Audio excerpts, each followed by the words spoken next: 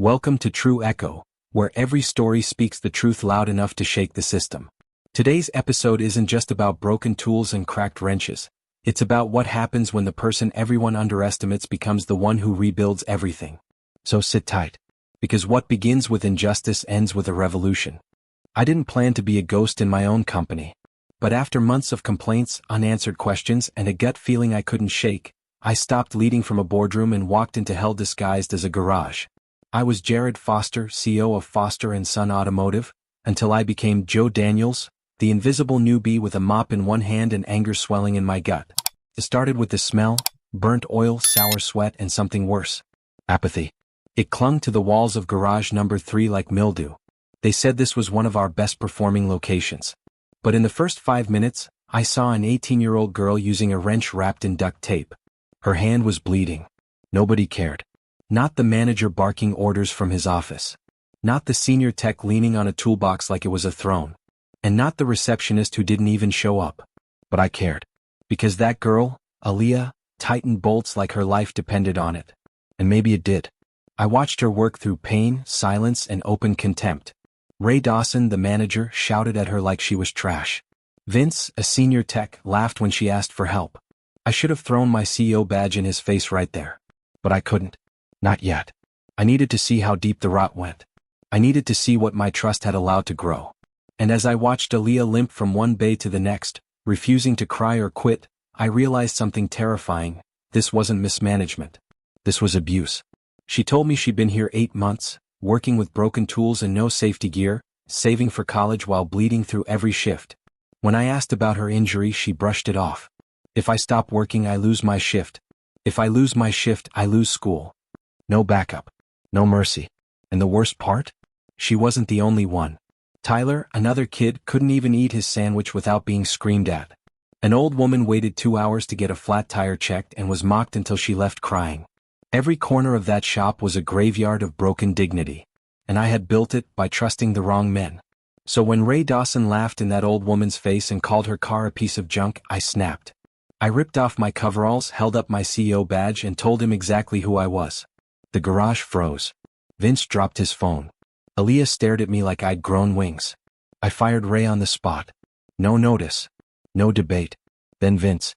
Then the silence turned into something else. Hope. But I wasn't done. The silence after I fired Ray and Vince was heavy. I could feel the crew's eyes on me, some in fear, some in disbelief, but mostly in relief. I turned to Aaliyah and said, "You. What's your name?" She looked stunned. "Aaliyah Monroe, sir." "Come with me." We stepped into the break room, if you could call it that. A cracked plastic table, a broken vending machine, and the stench of something microwaved weeks ago. "Aaliyah," I said, softening my voice. "I need you to tell me everything. No sugarcoating. No fear. I won't let anyone touch your job. I promise you that." Her eyes filled with tears, but she held them back with a breath that felt like it came from somewhere deep. Then she spoke. And every word shattered another piece of the illusion I had about how my company was run. "They don't give us breaks," she said. "They clock us out but make us keep working. If we complain, we're told to leave.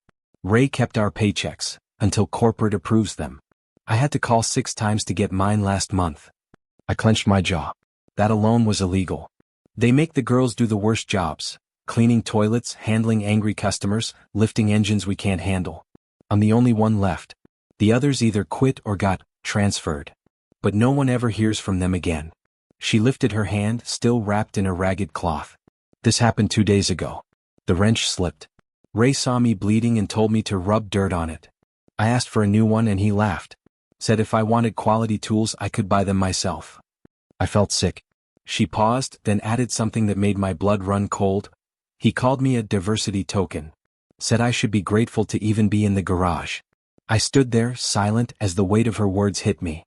I had created an opportunity, a program meant to empower youth mechanics, especially women of color, and somewhere along the line, that vision had been twisted into this nightmare.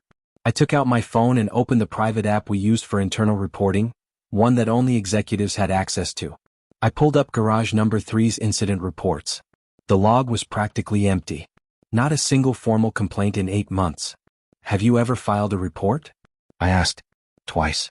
HR never responded. I asked again and Ray said I'd been flagged for overcommunication. Flagged. For asking for help. I took a photo of her hand, her tools, and even the workbench. Then I made a call. Stacy, I said to my executive assistant on the other line, shut down garage number 3. Effective immediately. Send security, a medic, and compliance. No one leaves until we've spoken to every single employee. I'm coming clean with the board. Aaliyah looked at me, her lips trembling. Why are you helping me? I met her eyes. Because I failed you. And I don't intend to fail again. By the time we stepped out of the break room, the garage was buzzing. Word had spread. Ray and Vince were gone. 2 other senior techs were trying to quietly leave. Security stopped them at the gate. I gathered the remaining staff. My name is Jared Foster. I am the CEO of this company. And what I saw here today disgusted me. You could have heard a wrench drop. I built this company on principles: safety, respect, opportunity. But today I saw a machine running on fear and abuse. That ends now. I turned to Aaliyah. This young woman was bleeding on the job, working without proper equipment, and silenced every time she spoke up. She's not just staying, she's leading. Gasp. Whispers. Aaliyah blinked like she couldn't believe it herself. I'm promoting her to interim floor supervisor while we rebuild this location from the ground up. Anyone who can't respect her authority can find work elsewhere. Then I added, and before anyone questions her qualifications, know this. She's the only person in this entire building who gave a damn about the work, the customers, and each of you. I didn't care about the expressions of disbelief. I cared about setting the tone. As the medical team arrived to check on Aaliyah's hand, and corporate compliance began pulling records, I walked out for the first time with one truth carved into my bones. The system wasn't broken.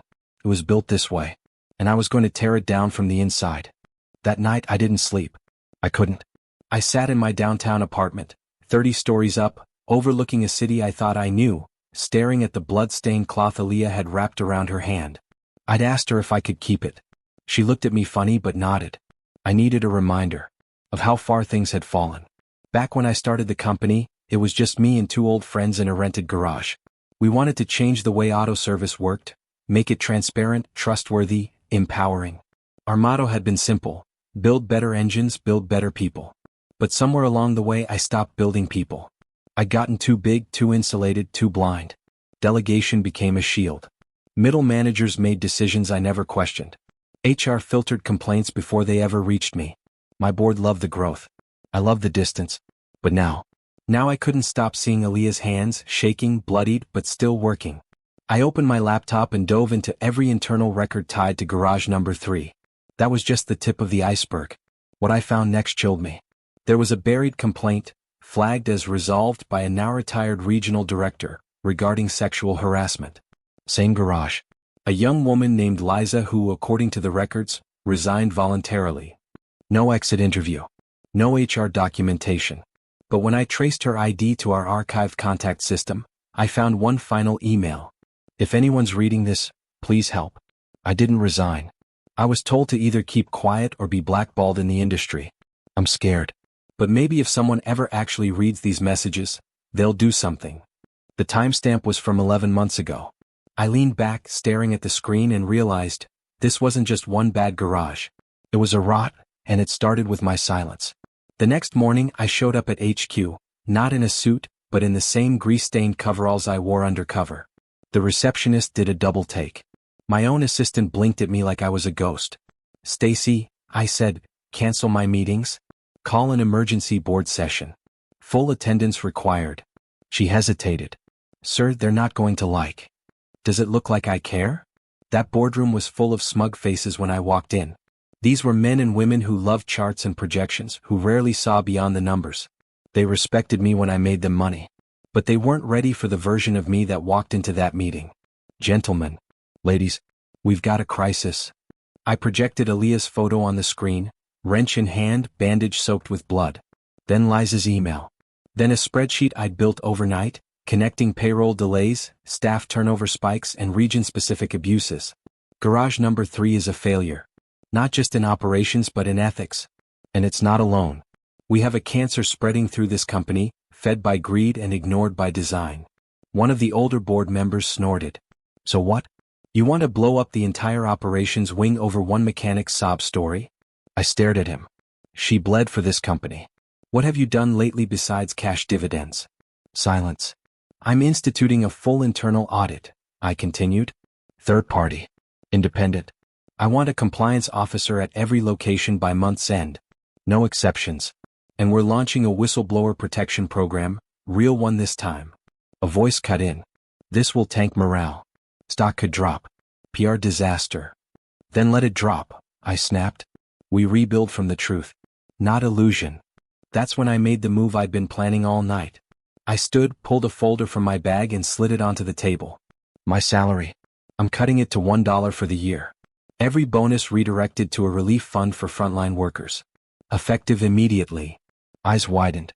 Mouths fell open. I wasn't just talking. I was all in. And one more thing, I added, locking eyes with the VP of Operations. Your office approved the silencing of Liza. You're done. Effective now. His face turned white. You don't have that authority.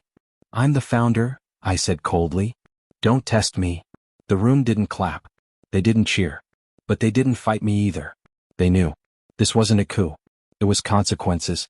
After the meeting, I took the elevator down, not up. Drove straight to garage number 3. Aaliyah was there, now wearing a fresh uniform. Her hand was bandaged professionally. She looked stronger. Steadier. How's the floor treating you? I asked. She smiled. No one shouted at me today. That's a start. Mind if I shadow you for a while? She raised an eyebrow. Shadow me? Yeah, I said. You're the only one around here who actually knows how this place should run. And just like that, I got my education all over again. This time from a 19-year-old girl who refused to quit even when the world told her she didn't matter. That night we stayed late. And I saw her do something I hadn't seen in that garage since I walked in. She smiled. Not because someone gave her a title, but because, for the first time, she had a voice. And people were finally listening. You never forget the first time someone looks at you like you matter. For me, it was watching Aaliyah explain a torque ratio problem to a guy twice her size, and twice as stubborn. She did it calmly, precisely, and without once raising her voice. He blinked, realized she was right, then actually apologized. That's when I knew something fundamental had shifted. Not just in her, but in the garage itself. See, the moment you cut the head off a toxic system, the air changes. The people who'd been hiding, who'd been quiet for years, suddenly breathe. In the week after I fired the garage manager and announced the audit, 3 more employees came forward. One had been clocking unpaid overtime for 8 months. Another had been blacklisted from promotions after rejecting a regional manager's advances. A third, Luis, a quiet mechanic with a limp, handed me a journal. It was full of notes, dates, names. He looked me dead in the eye and said, I thought no one cared. So I wrote it down just in case someone ever did. We cared now. I doubled the investigation team. Meanwhile, Aaliyah kept working, always the first in, always the last out. I asked her once why she never quit. She didn't hesitate. Because I'm not gonna let people like him decide how my story ends. Him, of course, was her old manager, Wes Kramer. The man who'd screamed at her while she bled. The man who'd falsified tool reports and bullied dozens of techs into silence. We'd fired him, sure, but firing a man doesn't fix the harm he leaves behind. That was going to take something bigger. So I called in help. Her name was Clarice DeVernay, our new VP of Ethical Oversight. Harvard Law. Former prosecutor. No tolerance for BS. She walked into garage number 3 like she was walking into court, eyes sharp and clipboard loaded. Her first move? Bring every mechanic into a closed-door session. One by one. No cameras. No names on the record unless they chose to go public. The result? A binder 3 inches thick with testimony, charts, photos, and proof. But Clarice wasn't done. She wanted to meet Aaliyah. We brought her into a makeshift office. Clarice sat across from her and didn't say a word for a full minute. Just watched her. Finally she said, You're the reason this whole system cracked open. Aaliyah shifted, uncomfortable. I just wanted to work without bleeding. Clarice smiled gently. And that is exactly the kind of person who should be in charge. Aaliyah blinked. In charge? I cleared my throat. We're starting a new program. Apprentice leads. Frontline staff who help shape policy. Paid more. Trained in management. Real voice at the table. And you want me? She asked. No, I said honestly. I need you. She looked stunned. But something in her posture changed. Not arrogance, agency. She stood up, extended her bandaged hand. I'll do it. That day, I watched her walk out of the office not as a victim, but as a leader. And I wasn't the only one watching. Our comms team had quietly filmed some behind-the-scenes footage for the company's internal ethics relaunch. I hadn't planned to release it. But then something wild happened. Someone leaked a clip. Just 30 seconds. Aaliyah looking into the camera saying, "They told me I was just a girl with a wrench. That I didn't belong. But now they're gone, and I'm still here. So maybe I do belong after all." It exploded. Within 48 hours, that clip had over 3 million views on TikTok.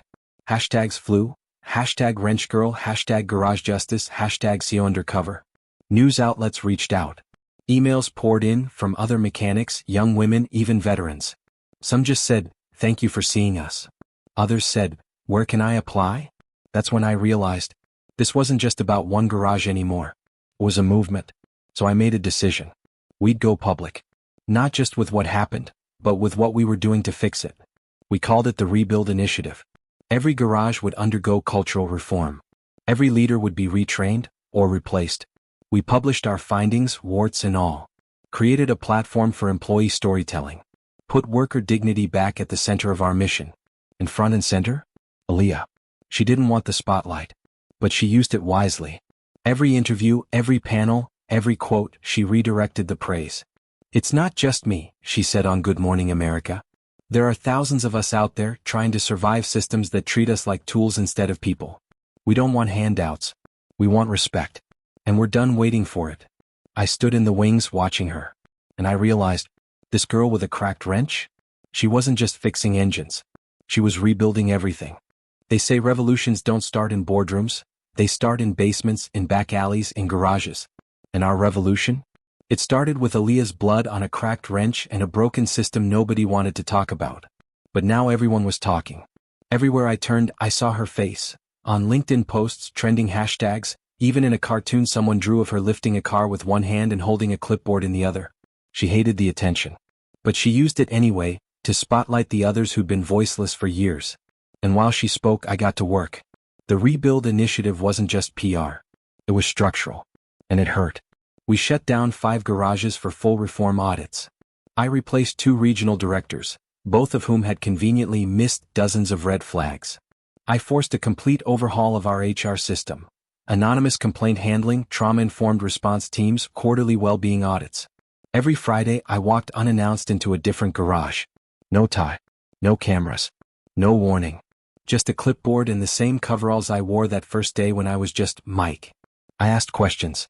Listened more than I talked. Heard stories that cracked my chest open. A veteran tech who hadn't had a raise in 8 years. A transgender apprentice who'd been hiding her identity for fear of being reassigned to less visible tasks.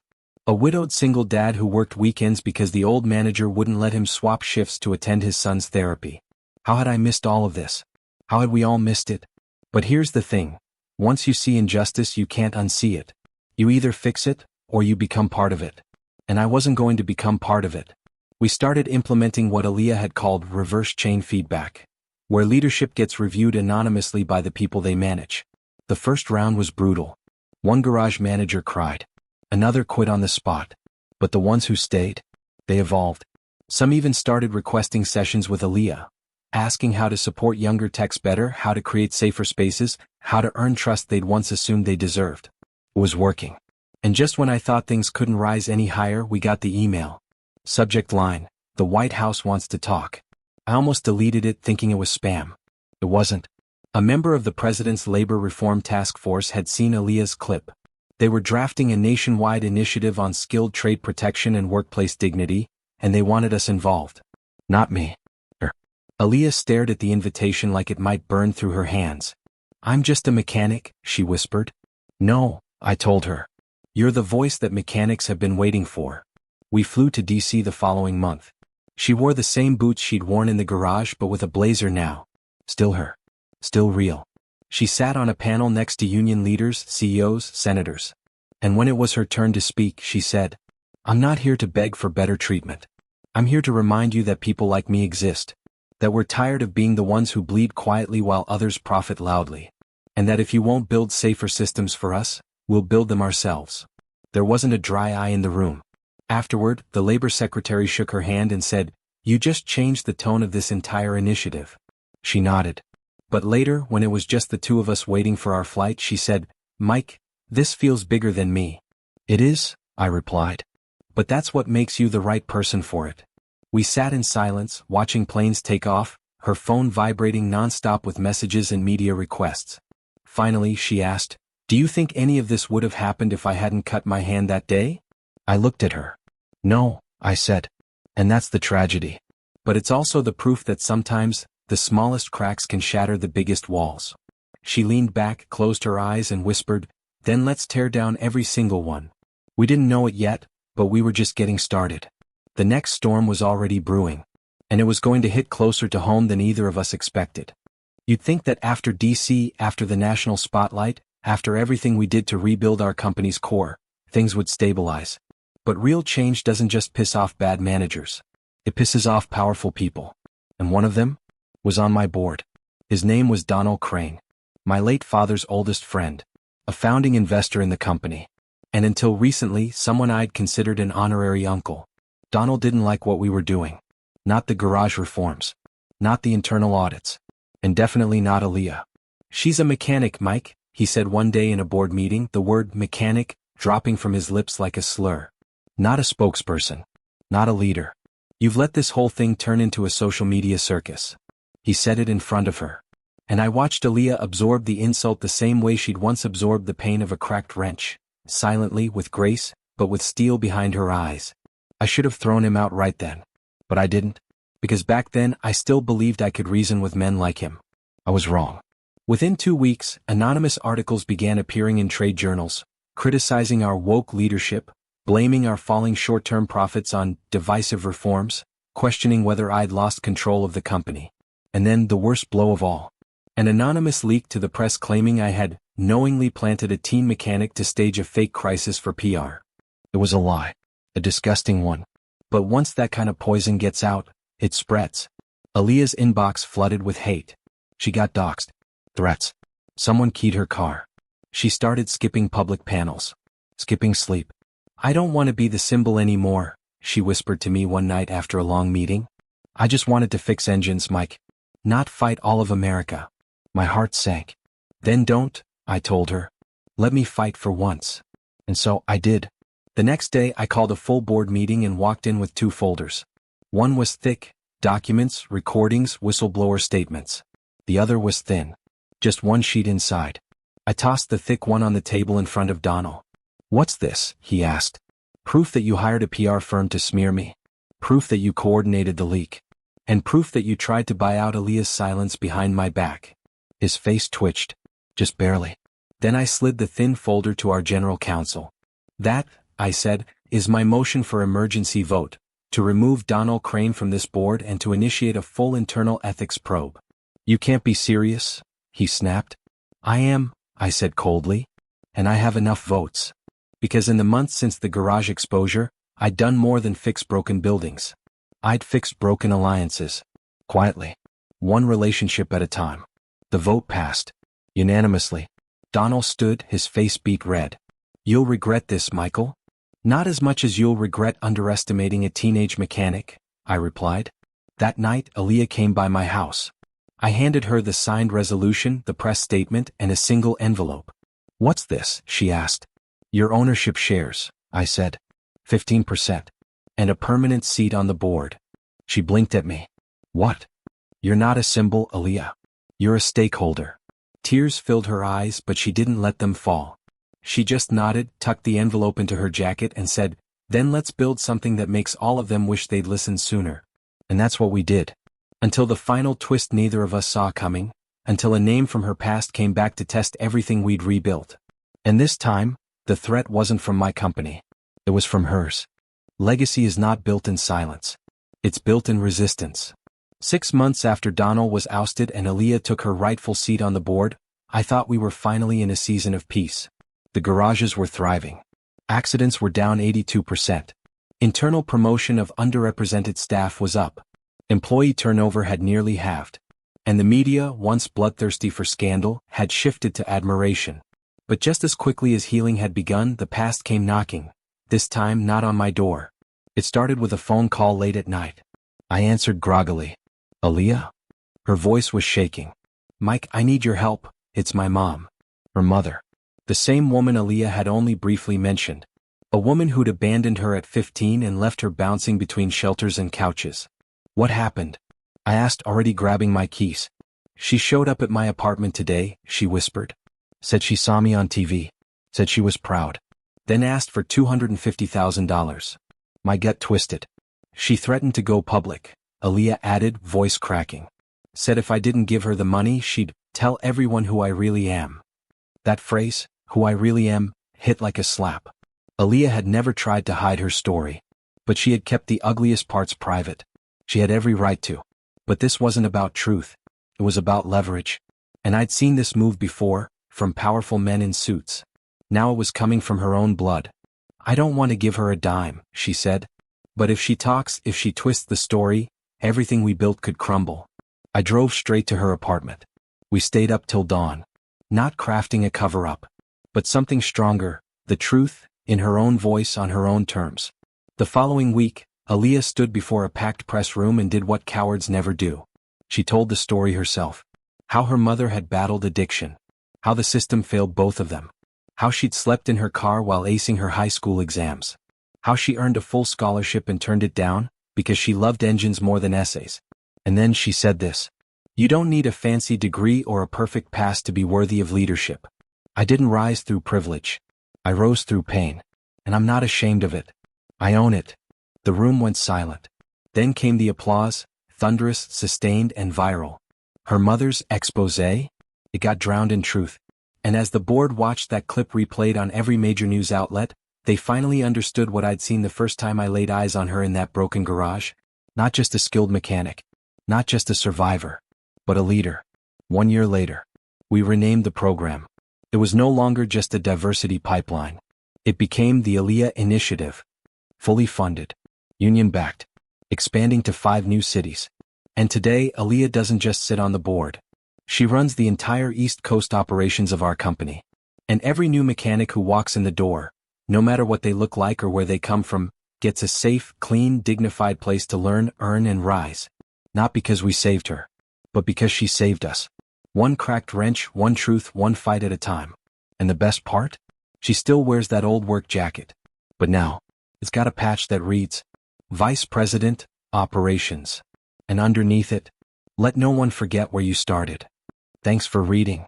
If this story moved you, please like, share, and subscribe to the True Echo channel for more emotional, powerful true story dramatizations.